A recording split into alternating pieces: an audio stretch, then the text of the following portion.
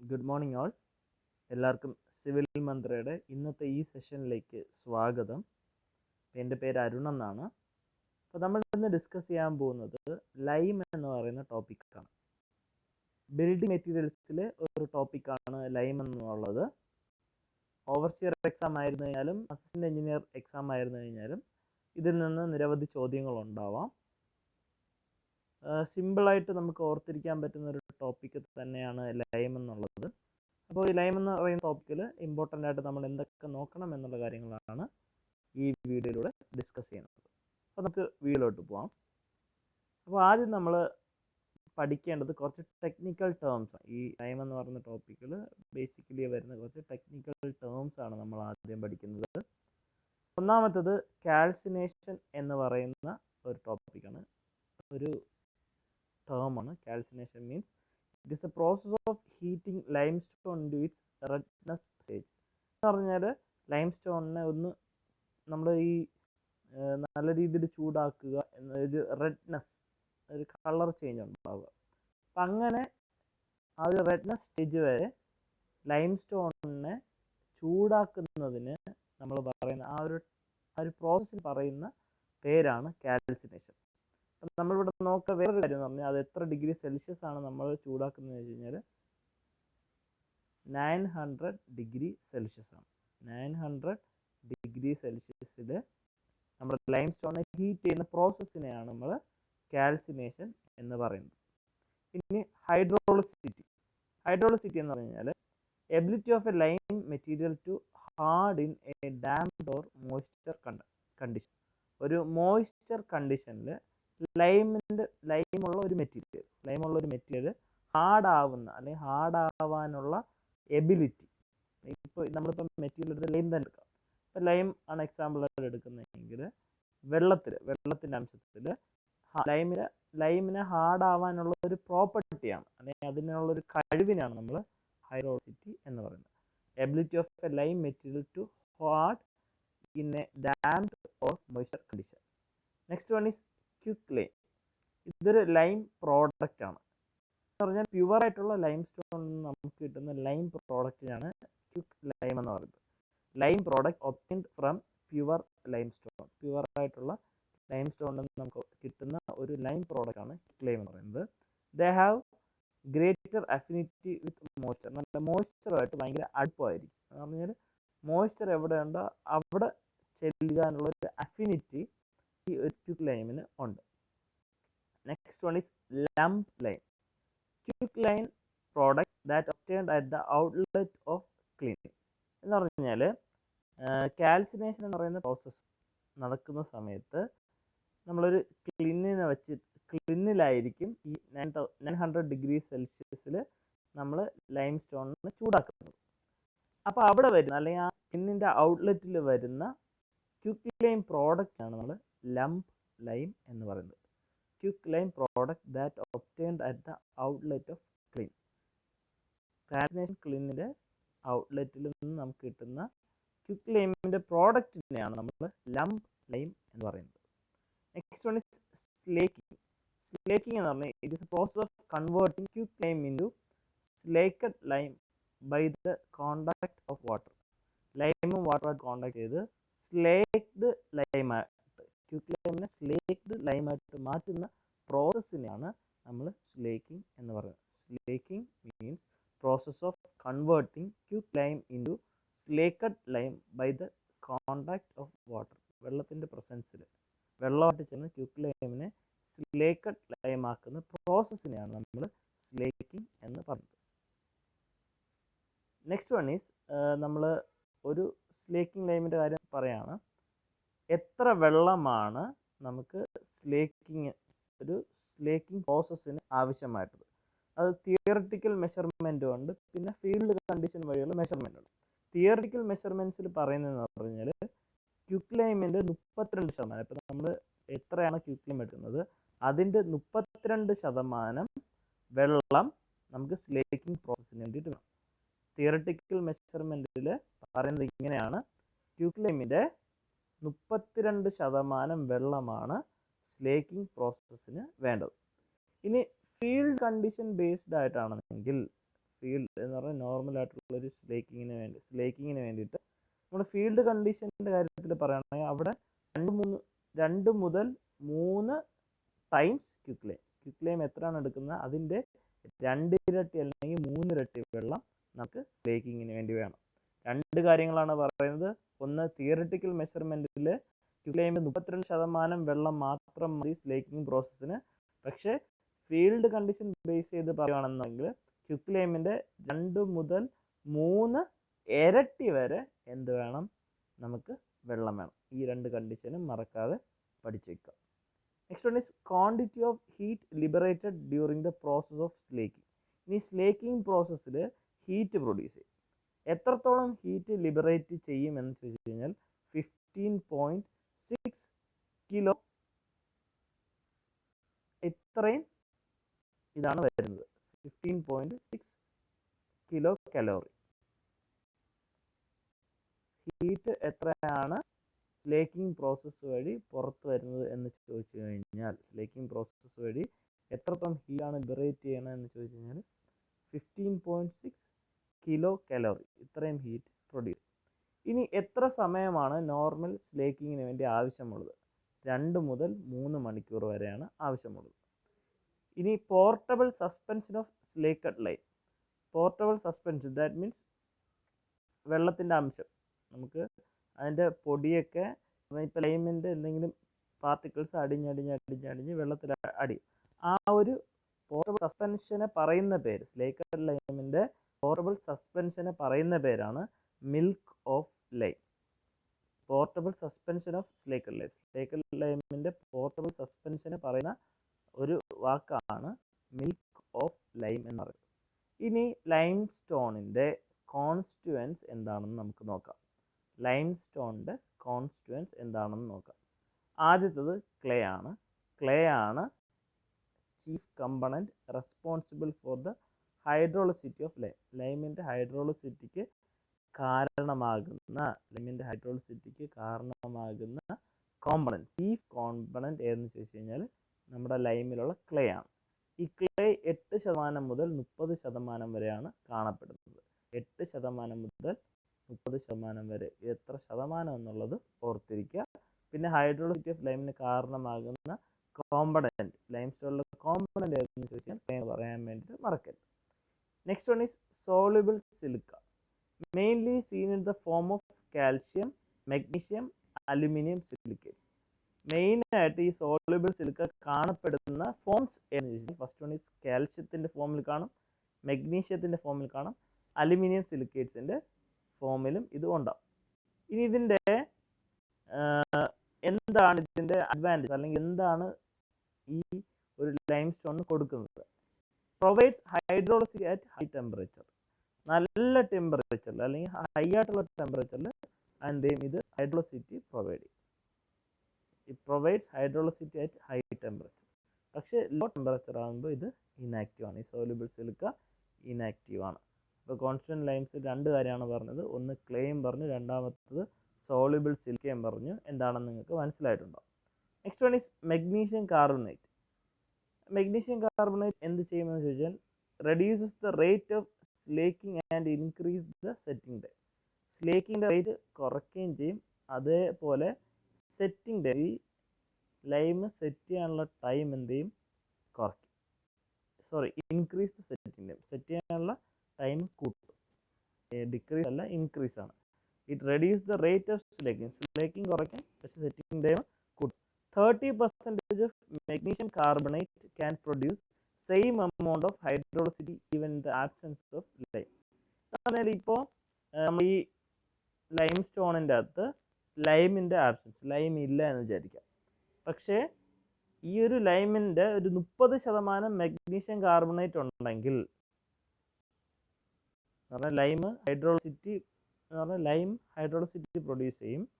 പക്ഷേ ഇപ്പം ലൈമിൻ്റെ പ്രസൻസ് അതിൽ ഇല്ല എന്നുണ്ടെങ്കിൽ ആ ഒരു ടോട്ടൽ എമൗണ്ടിൻ്റെ 30%, ഇപ്പം നമ്മൾ ലൈം സ്റ്റോൺ എടുക്കുന്നതിൽ 30% മെഗ്നീഷ്യം കാർബണേറ്റ് ഉണ്ടെങ്കിലും അത് എന്താ ലൈമായിട്ട് ആക്ട് ചെയ്യും. ലൈമിന് ഹൈഡ്രോളിസിറ്റി എങ്ങനെ പ്രൊഡ്യൂസ് ചെയ്യുന്നു അതേപോലെ ലൈം ഇല്ലെങ്കിലും എന്ത് ചെയ്യും, ഹൈഡ്രോളിസിറ്റി പ്രൊഡ്യൂസ് ചെയ്യും. Next one is alkalis. Activate soluble silica in low temperature. Alkalis എന്ന് പറഞ്ഞാൽ അതിന് എക്സാമ്പിളാണ് ആക്ടിവേറ്റ് സോളിബിൾ സിലിക്ക, ലോ ടെമ്പറേച്ചറിൽ ആക്ടിവേറ്റ് ചെയ്യുന്നത് 5% ഉള്ളത്. അപ്പോൾ സോളിബിൾ സിലിക്കയെ ലോ ടെമ്പറേച്ചറിൽ ആക്ടിവേറ്റ് ചെയ്യുന്നതാണ് ഈ ആൽക്കലീസ്, അത് 5%. Next one is sulphate, increases rate of slaking and reduces setting. ഇവിടെയാണെന്നുണ്ടെങ്കിൽ സ്ലേക്കിംഗ് ടൈം കൂട്ടും, അല്ലെങ്കിൽ സ്ലേക്കിങ്ങിൻ്റെ റേറ്റ് കൂട്ടും, പക്ഷേ സെറ്റിംഗ് ടൈം കുറയ്ക്കും. ഇപ്പം മെഗ്നീഷ്യം കാർബണേറ്റ് എന്താണ് ചെയ്യുന്നത്, അതിൻ്റെ ഡയറക്റ്റ് ഓപ്പോസിറ്റ് ആണ് ഈ സൾഫേറ്റ് ചെയ്യുന്നത്. Increases rate of slaking and reduces setting time. Next one is iron pyrites. If presence is identified that limestone should avoid. ഇപ്പോൾ ലൈംസ്റ്റോണിന് ബാഡായിട്ടുള്ള ഒരു പ്രോപ്പർട്ടി കൊടുക്കുന്നതാണ് ഈ അയൺ പൈറൈറ്റ്സ് എന്ന് പറയുന്നത്. അയൺ പൈറൈറ്റ്സിൻ്റെ അംശം ഏതിൽ ഈ ലൈംസ്റ്റോണിൽ കണ്ടു കഴിഞ്ഞാൽ ആ ലൈംസ്റ്റോൺ ഫുള്ളായിട്ട് ഒഴിവാക്കാനാണ് പറയുന്നത്. ദാറ്റ് മീൻസ് നെഗറ്റീവ് എഫക്റ്റ് ആണ് ഈ അയൺ പൈറൈറ്റ്സ് ലൈംസ്റ്റോണിന് കൊടുക്കുന്നത്. ഇനി ഈ ലൈമിനെ നമുക്ക് എങ്ങനെ ക്ലാസിഫൈ ചെയ്യാം? അപ്പോൾ ആദ്യം നമ്മൾ ബേസിക്കലി ആയിട്ടുള്ള ക്ലാസിഫിക്കേഷനാണ് ലൈമിനെ ക്ലാസിഫൈ ചെയ്യുന്നത്. First one is fat lime എന്ന് പറഞ്ഞാൽ പ്ലാസ്റ്ററിങ്ങിനും വൈറ്റ് വാഷിങ്ങിനും ഉപയോഗിക്കുന്ന ലൈം ഏതെന്ന് ചോദിച്ചാൽ ഫാറ്റ് ലൈമാണ്. ഇത് പ്യുവർ വൈറ്റ് ഫോം ആയിരിക്കും, നല്ല വെള്ള കളറിലായിരിക്കും. It can cover maximum area with a minimum quantity. ഇപ്പോൾ നമ്മൾ വൈറ്റ് വാഷിങ്ങോ പ്ലാസ്റ്ററിങ്ങോ ചെയ്യുകയാണെന്നുണ്ടെങ്കിൽ നമ്മൾ ഈ ഫാറ്റ് ലൈം ഉപയോഗിച്ച് കഴിഞ്ഞാൽ കുറച്ച് മതി, പക്ഷേ ഇത് നിറയെ ഏരിയ കവർ ചെയ്യും. Not used for under water construction ഇത് ഉപയോഗിക്കുന്നില്ല. ലെസ്സർ സ്ട്രെങ്ത് കുറവാണ്. Surkhi is added to increase the strength of fat lime. Fat ലൈമിൻ്റെ സ്ട്രെങ്ത് നമുക്ക് കൂട്ടണമെന്നുണ്ടെങ്കിൽ നമ്മൾ അവിടെ ഉപയോഗിക്കുന്ന ഒരു ഇൻഗ്രീഡിയൻ്റ് ആണ് സുർക്കി എന്ന് പറയുന്ന ingredient. Okay. Obtain from 95% pure limestone. 95% പ്യുവറായിട്ടുള്ള ലൈംസ്റ്റോണിൽ നിന്നാണ് ഈ ഫാറ്റ് ലൈം നമുക്ക് കിട്ടുന്നത്. അപ്പോൾ ഫാറ്റ് ലൈമിൻ്റെ കാര്യം പറഞ്ഞു. ഫാറ്റ് ലൈമിൻ്റെ കാര്യം പറയുമ്പോൾ അത് പ്ലാസ്റ്ററിങ്ങിനും വൈറ്റ് വാഷിങ്ങിനാണ് മെയിൻലി ഉപയോഗിക്കുന്നത്. നല്ല വൈറ്റ് ഫോമിലായിരിക്കും നമുക്കിത് കിട്ടുന്നത്. ഇതിന് കുറച്ച് സാധനം മതി, ക്വാണ്ടിറ്റി കുറച്ച് മതി, പക്ഷേ ഇത് മാക്സിമം കുറച്ച് സാധനം കൊണ്ട് മാക്സിമം ഏരിയ കവർ ചെയ്യാൻ വേണ്ടിയിട്ട് ഇതിന് പറ്റും, ഫാറ്റ് ലൈമിന് പറ്റും. പക്ഷേ വെള്ളത്തിന് അടിയിലുള്ള കൺസ്ട്രക്ഷൻ ഇത് ഉപയോഗിക്കാൻ പറ്റത്തില്ല, കാരണം അത് ലെസ്സർ സ്ട്രെങ്ത് ആണെന്ന് പറഞ്ഞു. ഇനിയിപ്പോൾ ലെസ്സർ സ്ട്രെങ്ത് മാറ്റി നമുക്ക് ഹയർ സ്ട്രെങ്ത് വേണമെങ്കിൽ നമ്മൾ ഈ ഫാറ്റ് ലൈമിനോട് സുർക്കി ആഡ് ചെയ്ത് കൊടുത്താൽ മതി. ഇനി ഇത് എവിടെ നിന്ന് കിട്ടുന്നതെന്ന് വെച്ച് കഴിഞ്ഞാൽ 95% പ്യുവർ ലൈംസ്റ്റോണിൽ നിന്നാണ് ഈ ഫാറ്റ് ലൈം കിട്ടുന്നത്. Based on variation of 5% impurities in the limestone, fat lime is classified into എന്ന് പറഞ്ഞാൽ അതായത് 95% നിന്നാണ് നമുക്ക് എന്ത് കിട്ടുന്നത്, പ്യുവർ ലൈംസ്റ്റോൺ കിട്ടുന്നത്. ഈ 5% ഇമ്പ്യൂരിറ്റീസ്, 5% വരുന്ന ഇമ്പ്യൂരിറ്റീസിൻ്റെ ചേഞ്ചസ് കൊണ്ട് നമ്മൾ ഈ ഫാറ്റ് ലൈമിനെ വീണ്ടും ക്ലാസിഫൈ ചെയ്യുന്നുണ്ട് high calcium lime. High percentage of calcium oxide അല്ലെങ്കിൽ കാൽഷ്യം വിത്ത് ലെസ് ഇമ്പ്യൂരിറ്റീസ്. കുറച്ച് ഇമ്പ്യൂരിറ്റീസ് ഉള്ള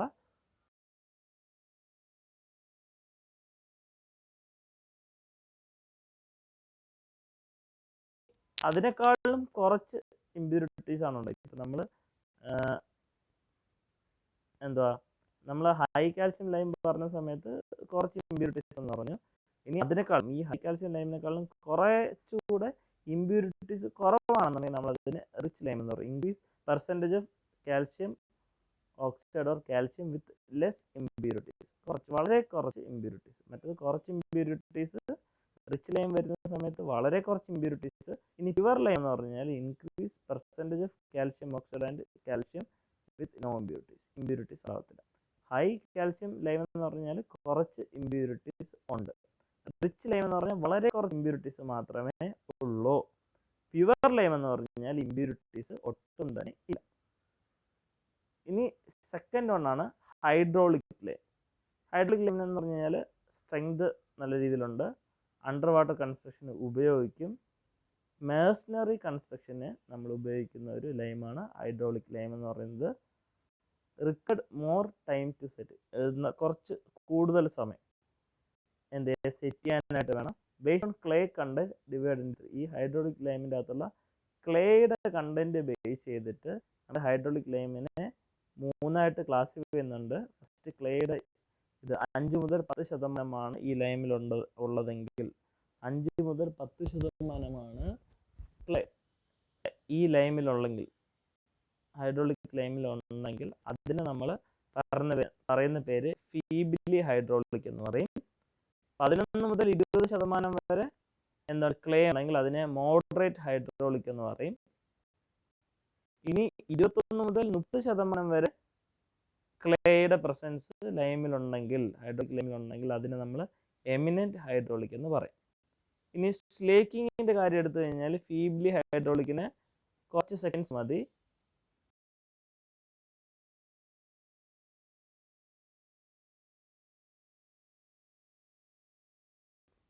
ഇനി സ്ട്രെങ്തിന്റെ കേസ് എടുത്തു കഴിഞ്ഞാൽ ഫീബ്ലി ഹൈഡ്രോളിക് സ്ട്രെങ്ത് വളരെ കുറവായിരിക്കും.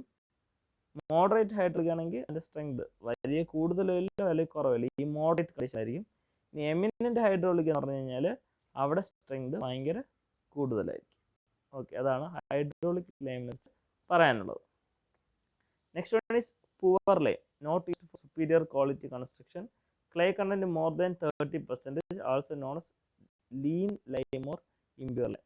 പുവർ ലൈം എന്ന് പറഞ്ഞു കഴിഞ്ഞാൽ നമ്മൾ സുപ്പീരിയർ കൺസ്ട്രക്ഷൻ ഒന്നും ഉപയോഗിക്കത്തില്ല. ക്ലേ കണ്ടന്റ് മോർ ദാൻ 30%, 30% മുകളിൽ അതിൽ ക്ലേയുടെ ഉണ്ട്. ബാക്കി നമ്മൾ പറഞ്ഞതെന്ന് പറഞ്ഞാൽ ഒന്ന് 95% ക്ലേ മാത്രമേ ഉള്ളൂ. പിന്നെ അടുത്ത കേസിൽ നമ്മൾ 30% വരെ പറഞ്ഞു. ഇനി 30%-ന് കൂടുതൽ ക്ലേ കണ്ടന്റ് ഉണ്ടെങ്കിൽ അതിന് നമ്മൾ പറയുന്ന ആ ടൈപ്പ് ലൈമിനെ നമ്മൾ പറയുന്ന പേരാണ് poor lime. It is also known as lean lime or impure lime. ഇത് നമ്മൾ ലീൻ ലൈം അല്ലെന്നുണ്ടെങ്കിൽ ഇംപ്യൂർ ലൈം എന്നും പറയപ്പെടും. നെക്സ്റ്റ് വൺ ഈസ് ലൈമിന്റെ അടുത്ത ടൈപ്പ് ക്ലാസിഫിക്കേഷൻ. IS കോഡിന്റെ ബേസിസിൽ നമുക്ക് എങ്ങനെ ലൈമിനെ ക്ലാസിഫൈ ചെയ്യാം. ഫസ്റ്റ് IS കോഡ് ഏതെന്ന് ചോദിച്ചു കഴിഞ്ഞാൽ IS 712. IS 712 എന്ന് പറയുന്ന കോഡാണ് ലൈമിന്റെ ക്ലാസിഫിക്കേഷൻ വേണ്ടി നമ്മൾ ഉപയോഗിക്കുന്ന കോഡ്. IS 712. IS 712 ഓർത്ത് വെച്ചിരിക്കും. ഇനി ക്ലാസ് എ. ക്ലാസ് എ എന്ന് പറഞ്ഞാൽ ഇത് ഈസ് എമിനന്റ് ഹൈഡ്രോളിക്, നല്ല ക്വാളിറ്റിയുള്ള ഹൈഡ്രോളിക് ലൈമാണ് ഈ ക്ലാസ് എയിൽ വരുന്നത്. Used for structural construction, structural കൺസ്ട്രക്ഷന് വേണ്ടി നമ്മൾ ഉപയോഗിക്കുന്ന ലൈമാണ് class A type. Transmit in the form of hydrated ഫോമിലായിരിക്കും ഇത് നമുക്ക് കിട്ടുന്നത്.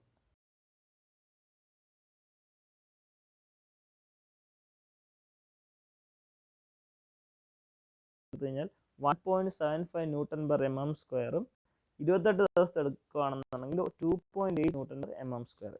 14 ദിവസമാണെങ്കിൽ 1.75 Nm², 28 ദിവസമാണെങ്കിൽ 2.8 Nm². ഇനി അടുത്ത് നമ്മൾ ക്ലാസ് ബി ആണ് നോക്കുന്നത്. അത് സെമി ഹൈഡ്രോളിക് ലൈമാണ്. സെമി ഹൈഡ്രോളിക് ലൈമാണ് യൂസ്ഡ് സുപ്പീരിയർ മേഷനറി കൺസ്ട്രക്ഷൻ, നല്ല രീതിയിലുള്ള മേഷനറി കൺസ്ട്രക്ഷന് വേണ്ടിയിട്ടാണ് നമ്മൾ ഈ ക്ലാസ് ബി ടൈപ്പ് ലൈം ഉപയോഗിക്കുന്നത്. Transmit in the form of hydrated and powdered form. Hydrated ഫോമിലും അതോടൊപ്പം തന്നെ പൗഡർ ആയിട്ടുള്ള ഫോമിലും നമുക്ക് ക്ലാസ് ബി ലൈം കിട്ടും. ഓക്കെ, ഇനി അതിൻ്റെ കംപ്രസീവ് സ്ട്രെങ്ത് എന്ന് പറഞ്ഞാൽ 14 ദിവസം എടുക്കുകയാണെങ്കിൽ 1.25 Nm², 28 ദിവസമാണെങ്കിൽ 1.75 Nm². 14 ദിവസമാണെങ്കിൽ 1.25 Nm², 28 ദിവസമാണെങ്കിൽ 1.75 Nm². അപ്പോൾ ഇതാണ് ക്ലാസ് ബി ടൈപ്പ്. ഇനി ക്ലാസ് സി ടൈപ്പ് ആണെങ്കിൽ അത് ഫാറ്റ് ലൈമാണ്, വൈറ്റ് കളറാണ്, used for plastering and white washing. പ്ലാസ്റ്ററിങ്ങിന് വേണ്ടിയിട്ടും വൈറ്റ് വാഷിങ്ങിന് വേണ്ടിയിട്ടും പറയുന്ന ഒരു ലൈം, അല്ലെങ്കിൽ അതിൻ്റെ ക്വാളിറ്റി ബേസ് ചെയ്തിട്ട് ഒരു നല്ല രീതിയിൽ പ്ലാസ്റ്ററിങ്ങും വൈറ്റ് വാഷിങ്ങും വേണം. അതിന് നമ്മൾ ഏത് ടൈപ്പ് ലൈം എടുക്കുമെന്ന് വെച്ചാൽ ക്ലാസ് സി ടൈപ്പ് ലൈമാണ് എടുക്കുക. Transmit in the form of hydrated and powdered form. Hydrated ഫോമിലും പൗഡേർഡ് ആയിട്ടുള്ള ഫോമിലും അതെന്ത് ചെയ്യും, ട്രാൻസ്മിറ്റ് ചെയ്യും. Next one is class D. അത് നമ്മൾ ഡോളോമൈറ്റ് ലൈം എന്ന് പറയും.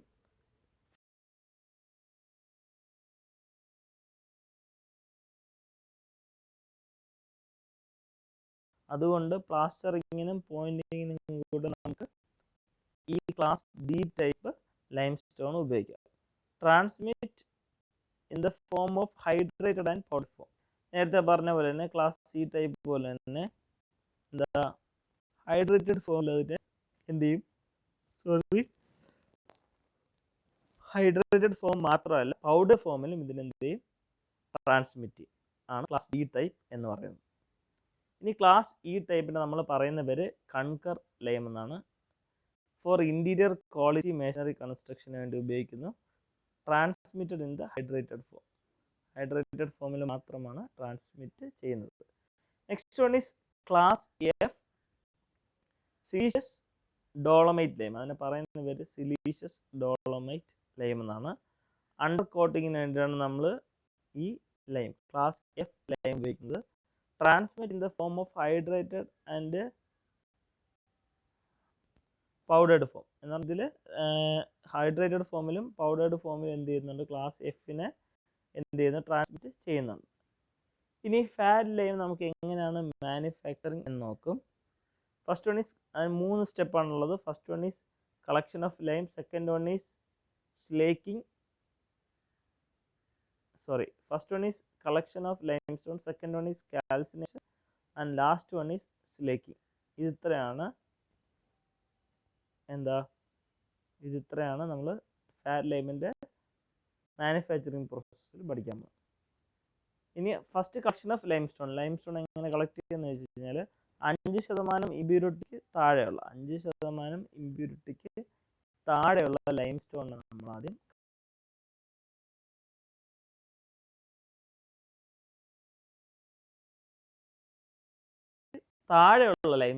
നമ്മൾ കളക്ട് ചെയ്യുന്നു. Next one is calcination. Calcination 2 മെത്തേഡിലുണ്ട്. ഒന്ന് ക്ലാമ്പിംഗ് മെത്തേഡും രണ്ടാമത്തത് ക്ലീനും. എന്ന് പറഞ്ഞാൽ അവിടെ ഉപയോഗിക്കുന്ന ബേണിംഗ് വെസൽ അല്ലെന്നുണ്ടെങ്കിൽ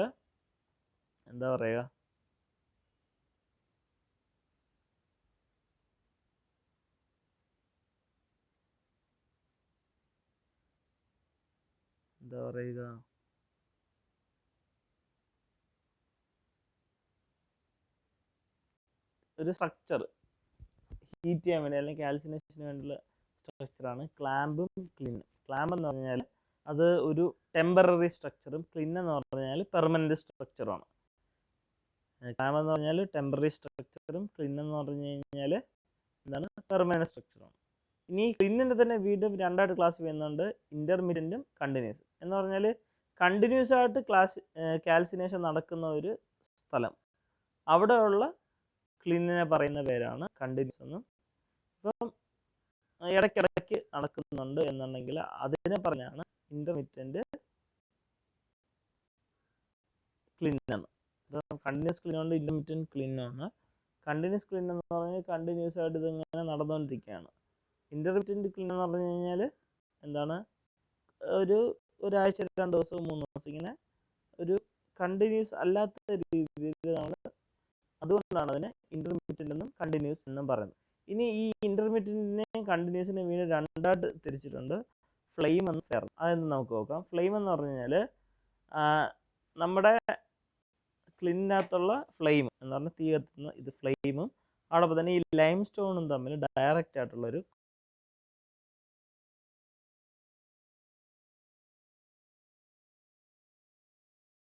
ഫ്ലെയിമിനും ലൈം സ്റ്റോണിനും തമ്മിൽ ഡയറക്റ്റ് ആയിട്ടുള്ളൊരു കോണ്ടാക്റ്റ് ഉണ്ട്. Superior quality fat lime is not obtained. അവിടെ നമുക്ക് ഒരിക്കലും സുപ്പീരിയർ ക്വാളിറ്റിയിലുള്ള ഒരു ഫാറ്റ് ലൈമിനെ ഒബ്റ്റൈൻ ചെയ്യാൻ പറ്റില്ല. Next one is flare. ഫ്ലെയറിൻ്റെ കാര്യം ഡയറക്റ്റ് ഫ്ലെയിമിനെക്കാളും ഓപ്പോസിറ്റ് ആണ്. കാരണം ഇത് സ്റ്റോൺ ഒരിക്കലും ഫ്ലെയിമുമായിട്ട് ഒരു കോണ്ടാക്റ്റ് ഉണ്ടായിരിക്കത്തില്ല. ലൈം സ്റ്റോൺ ഒരിക്കലും ഫ്ലെയിമുമായിട്ട് ഒരു കോണ്ടാക്റ്റ് ഉണ്ടാകത്തില്ല. Next one is superior quality fat lime is obtain. എന്ന് പറഞ്ഞാൽ നല്ല ക്വാളിറ്റിയുള്ള ഫാറ്റ് ലൈമാണ് നമുക്കിവിടെ ഒബ്റ്റൈൻ ചെയ്തെടുക്കാൻ പറ്റുന്നത്. ഇനി കുറച്ച് ടേംസും കാര്യങ്ങളാണ്. First, membrane use to separate lime stone and fuel in the flare kiln. Flare ക്ലീനിന് നമ്മൾ നേരത്തെ പറഞ്ഞു ഡയറക്റ്റ് ആയിട്ടുള്ള ഫ്ലെയിമിനും അതോടൊപ്പം തന്നെ ലൈം സ്റ്റോണിനൊരു കോണ്ടാക്റ്റ് ഇല്ല. അപ്പോൾ ആ ഒരു കോണ്ടാക്ട് ഇല്ലാതിരിക്കേണ്ട അവർ തടഞ്ഞു നിർത്തുന്ന ഒരു ആർച്ചാണ് റഫ് ആർച്ച്. എന്ന് തമ്മിൽ സെപ്പറേറ്റ് ചെയ്യുന്ന ഒരു ആർച്ചാണ് rough arch. Duration of intermediate kiln for operation. ക്ലീനിൽ എത്ര സമയമാണ് ഒരു ഓപ്പറേഷൻ നടത്തുന്നത്? ദാറ്റ് മീൻസ് നമ്മളിപ്പോൾ ആ ഒരു പ്രോസസ്സ് കാൽസിനേഷൻ ആണെങ്കിൽ കാൽസിനേഷൻ പ്രോസസ്സ് എത്ര സമയത്തോളം നീണ്ടു നിൽക്കും എത്ര സമയത്തോളം നീണ്ടു നിൽക്കും, അല്ലെങ്കിൽ എത്ര സമയത്തോളം നീണ്ടു നിൽക്കുക, ആ ഒരു ഓപ്പറേഷൻ നീണ്ടു നിൽക്കുക ഇന്റർമീഡിയറ്റ് ക്ലിന്നിന് കഴിയുമെന്ന് വെച്ച് കഴിഞ്ഞാൽ 3 days ആണ്. Lime calculated to continuous kiln per day. ഒരു ദിവസം എത്രത്തോളം ഒരു ദിവസം എത്രത്തോളം കാൽസിനേഷൻ ലൈം കാൽസിനേഷൻ ആണ് നടക്കുന്നത്, കണ്ടിന്യൂസ് ക്ലിന്ന് നടക്കുന്നത് വെച്ചാൽ എത്ര എണ്ണം എന്നല്ല, എന്ന് പറഞ്ഞാൽ ആ ഒരു ഏരിയ പോയാണ് കണക്കാക്കിയിരിക്കുന്നത്. 4 meter square. 4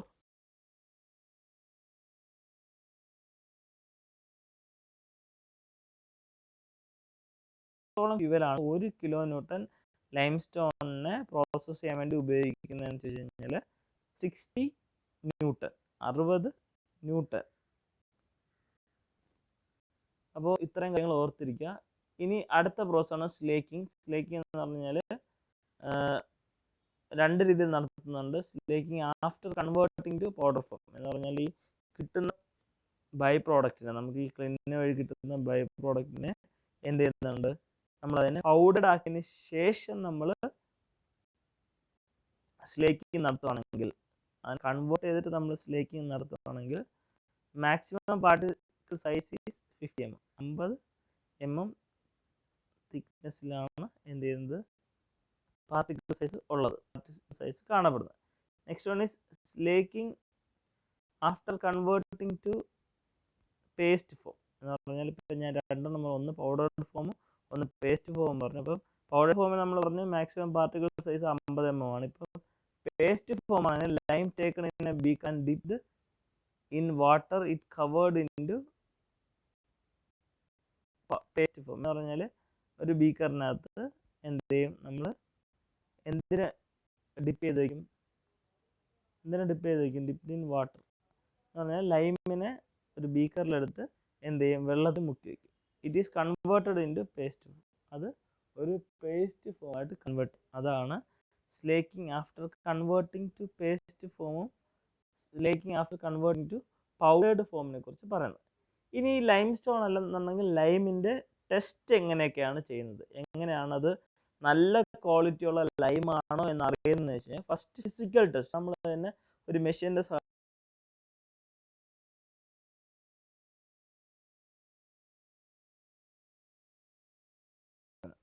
first one is fat lime. Fat lime എന്ന് പറഞ്ഞാൽ അതിപ്പോൾ ഫിസിക്കൽ ടെസ്റ്റ് നടത്തുന്ന സമയത്ത് വൈറ്റ് കളറാണ് നമുക്ക് കാണാൻ പറ്റുന്നതെങ്കിൽ അത് നമ്മൾ ഫാറ്റ് ലൈം എന്ന് പറയും. ഇനി ഗ്രേ കളർ അല്ലെങ്കിൽ ഡാർക്കിഷ് കളർ ആണെങ്കിൽ അതിന് നമുക്ക് ഹൈഡ്രോളിക് ലൈം എന്നും പറയാം. ഓക്കെ, ഫിസിക്കൽ ടെസ്റ്റ് ചെയ്യുന്ന സമയത്ത് 2 തരത്തിലുള്ള ലൈം വരാം. First one is fat lime, second one is hydraulic lime. അപ്പോൾ ഈ വൈറ്റ് കളറാണ് ഈ ഫിസിക്കൽ ടെസ്റ്റ് ആദ്യ സാധനത്തിന് വൈറ്റ് കളർ ആണെങ്കിൽ അത് ഫാറ്റ് ലൈം ആണ്. ഗ്രേ അല്ലെങ്കിൽ ഡാർക്കിഷ് കളർ ആണെന്നുണ്ടെങ്കിൽ അത് ഹൈഡ്രോളിക് ലൈമാണ്. ഇനി heat test, good quality lime stone high carbon dioxide emission എന്ന് പറഞ്ഞാൽ ലൈം സ്റ്റോണ് നല്ല ക്വാളിറ്റി ഉള്ള ലൈം സ്റ്റോൺ എങ്കിൽ അവിടെ കാർബൺ ഡയോക്സൈഡ് എമിഷൻ കൂടും. അടുത്തത് ആസിഡ് ടെസ്റ്റ്. അവിടെ ഉപയോഗിക്കുന്ന ആസിഡ് HCl ആണ്. If residue present bad quality lime, അത് അവിടെ ഒരു സി എന്ന് പറയുന്ന കാര്യം ഇല്ല, സി ഇല്ല, ഈ വരെയുള്ളൂ. ഇഫ് റെസിഡ്യൂ പ്രസന്റ് എന്ന് പറഞ്ഞാൽ ഇപ്പം എന്തെങ്കിലും അടിഞ്ഞ് കടന്നു കഴിഞ്ഞാൽ, അതിൽ വേസ്റ്റ് എന്തെങ്കിലും അടിഞ്ഞു കഴിഞ്ഞ് ആ ഒരു വെള്ളത്തിൽ വന്നു കഴിഞ്ഞാൽ നമുക്ക് ഊഹിച്ചെടുക്കാം ബാഡ് ക്വാളിറ്റി ലൈമാണ്. എന്നാൽ റെസിഡ്യൂ പ്രസന്റ് ആയിരുന്നു കഴിഞ്ഞാൽ അവിടെ ഉള്ളത് ബാഡ് ക്വാളിറ്റി ലൈമാണ്. ഇനി test for lime or lime stone എന്ന് പറഞ്ഞാൽ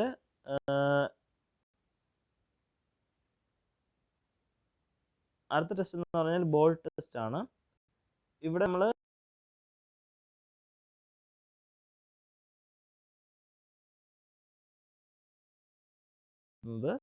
എന്ന് പറഞ്ഞാൽ 40 mm ഡയയിലുള്ള ലൈം ബോൾസ് നമ്മൾ 6 മണിക്കൂർ വെള്ളത്തിൽ എന്ത് ചെയ്യും, മുക്കി വെച്ചിരിക്കും. 6 മണിക്കൂർ വെള്ളത്തിൽ 40 mm ഡയയുള്ള ലൈം ബോൾസിനെ നമ്മൾ എന്ത് ചെയ്യും, വെള്ളത്തിൽ മുക്കി വയ്ക്കും 6 മണിക്കൂറത്തേക്ക്. അതിനുശേഷം അതിനെടുത്ത് നോക്കുന്ന സമയത്ത് ആ ഒരു ലൈൻ ബോളിൻ്റെ സൈസ് എൻലാർജ് ചെയ്തെങ്കിൽ അത് ക്ലാസ് ബി ടൈപ്പും, എന്ന് പറഞ്ഞാൽ എൻലാർജ് ചെയ്തില്ല, ഒന്ന് എൻലാർജ്മെൻറ്റ് ഇൻക്രീസ് ആയെങ്കിൽ അതിനെ എന്ത് ചെയ്യുക, നമ്മൾ എന്ത് പറയും, പറ, റേറ്റ് ഓഫ് എൻലാർജ്മെൻറ്റ് ഇൻക്രീസസ് എന്ന് പറഞ്ഞാൽ ആ ഒരു ബോൾ ഇൻക്രീസ് ചെയ്യുക, അതിൻ്റെ വലിപ്പം കൂടിക്കഴിഞ്ഞ് കഴിഞ്ഞാൽ അല്ലെങ്കിൽ എൻലാർജ് ചെയ്ത് കഴിഞ്ഞാൽ അതിനെ ക്ലാസ് ബി എന്നും, ഇനി അതിൻ്റെ വലിപ്പം കൂടുതലല്ല കുറയുകയാണെങ്കിൽ അതിന് നമ്മൾ ക്ലാസ് സി എന്നും പറയും. റേറ്റ് ഓഫ് എൻലാർജ്മെൻറ്റ് ഇൻക്രീസ് ചെയ്ത് കഴിഞ്ഞാൽ അതിനെ ക്ലാസ് ബി എന്നും, റേറ്റ് ഓഫ് എൻലാർജ്മെൻറ്റ് ഡിക്രീസ് ചെയ്ത് കഴിഞ്ഞാൽ അതിനെ ക്ലാസ് സി എന്നും നമുക്ക് ഇന്ന് തരംതിരിച്ച് എടുക്കാൻ പറ്റും. ഇന്നത്തെ ക്ലാസ് നിങ്ങൾക്ക് മനസ്സിലായെന്ന് വിശ്വസിക്കുന്നു.